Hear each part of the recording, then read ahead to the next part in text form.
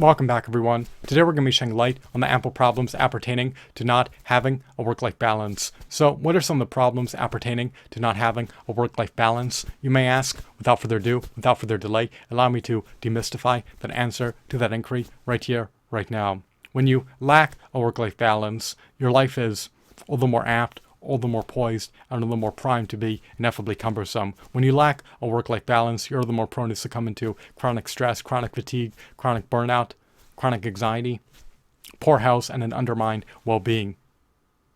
Especially if your life profusely revolves around working a real private sector job based on voluntary demand for a prolonged period of time every day. When you lack a work-life balance, you are unable to embrace following health optimization measures for a prolonged period of time each and every day. You want to be able to attain robust, stellar, vigorous, optimal health. You do not want your health to degrade, nor atrophy, nor wane, nor erode, nor be undermined in any facet. Your health is your wealth. Your health is sacrosanct. You should not compromise your health. You want to be able to prolong your life, minimize your mortality rate, and reap the ample, salubrious benefits appertaining to having optimal health.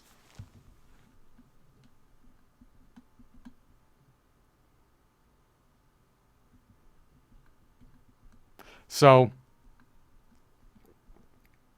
when you work a real private sector employee job based on voluntary demand, you are relinquishing equity out of your time, life, health, happiness, dignity, and future wealth just for a pittance of a non-subsistence wage that does not even furnish you with anywhere close to even 1/4 of a subsistence wage for attaining the utmost lowest level basic needs that are relegated to Maslow's hierarchy of needs pyramid, such as housing needs. It is incredibly inefficacious, inefficient, impotent to relinquish your sacrosanct, indispensable, finite, invaluable time for a pittance of a non-subsistence wage just to appease an employer who does not give an iota about your well-being.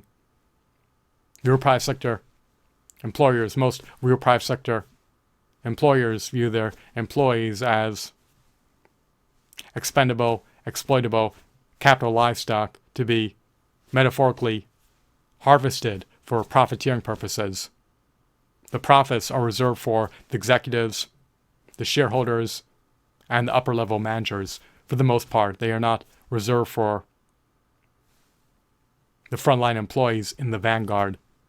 They minimize their compensation, which is lamentable, but it is what it is, even though the employees are the backbone behind the company's profitability and success.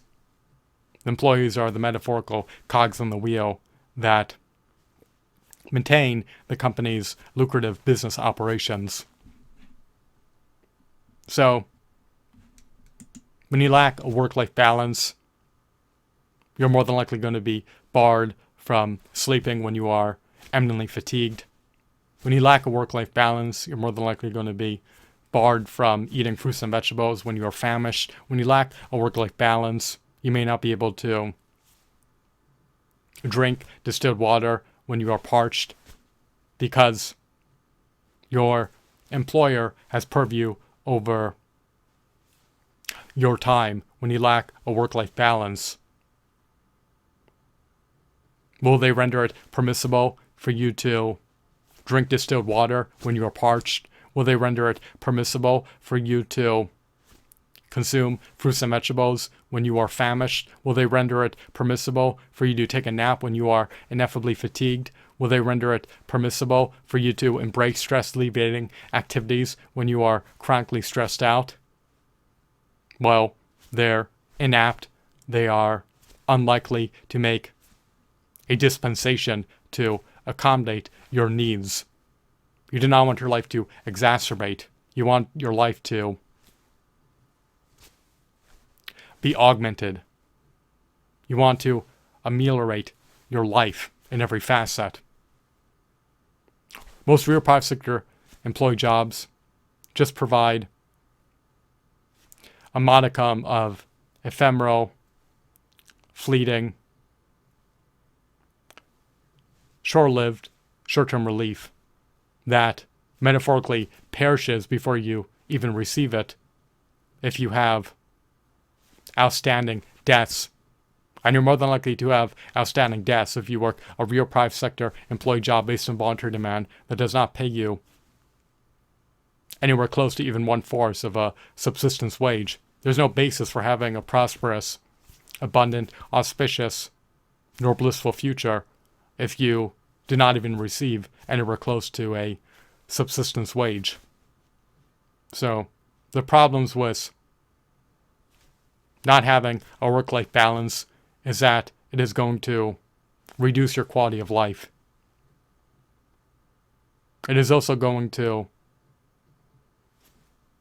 adversely impact your standard of living, and is going to cause you to forgo the opportunity to embrace following health optimization measures for a prolonged period of time every day. If you are beholden to an employer and need to be adherent to his schedule, irrespective of how inconvenient and how much of an onerous burden it is for you to do so. There's no latitude for flexibility when you work a real private sector employee job based on voluntary demand for most employers. They are stringent about you remaining adherent to the schedule. They do not care a modicum about your well-being in almost all situations. It is lamentable, it is unfortunate, and it is a grim, dreary, dismal, direful, and depressing prospect to be pigeonholed into living a life that profusely revolves around appeasing an employer who does not give an iota about your well-being and who will not furnish you with a subsistence wage in spite of how hard you work each and every day to appease him. But it is what it is. If you want to attain a work-life balance, you need to be able to generate substantial wealth as an entrepreneur. You need to be able to establish and subsequently build up recurring revenue streams. You do not want your earnings potential to be tethered to your time. You do not want your earnings potential to be fettered, nor capped, nor limited. You want your earnings potential to be limitless. You want to be so productive that you can generate revenue past the time span of your lifetime. You want to be able to create monetizable intellectual properties that have the latent potential to generate revenue in perpetuity if they are consumed. So, the problems with not having a work-life balance are indeed calamitous. It is a precarious predicament of unprecedented proportions to lack a work-life balance. If you lack a work-life balance, then you more than likely lack jurisdiction over your life. You more than likely lack purview over how your time is allocated. You more than likely live a life to appease a real private sector employer who is inapt to ever demonstrate any modicum of reciprocity towards you.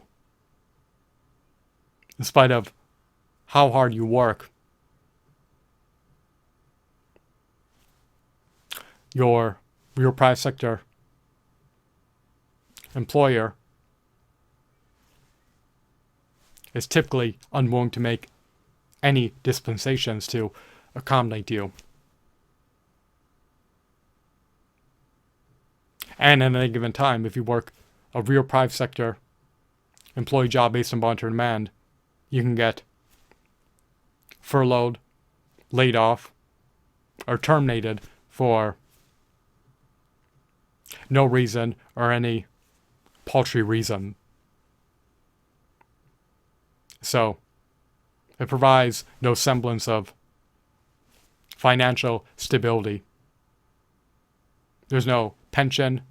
There's no benefits. There's no payoff on the back end. And the payoff on the front end is not even anywhere close to a livable wage. It's not even anywhere close to a subsistence wage.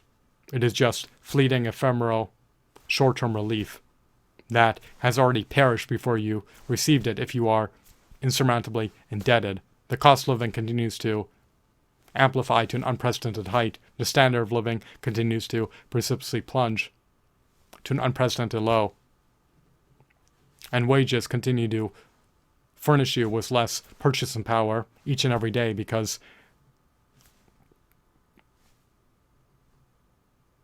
they seldomly amplify, and when they do, wage increases do not offset annual inflation increases.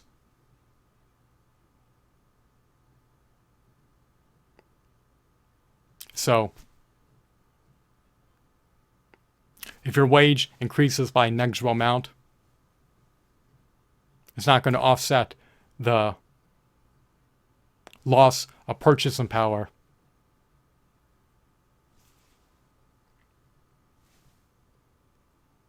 that you succumb to as a result of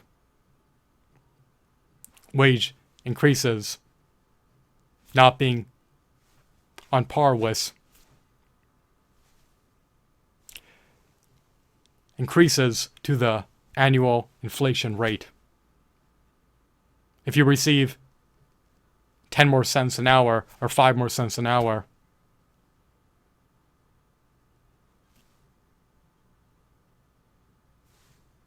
it is not going to allow you to offset annual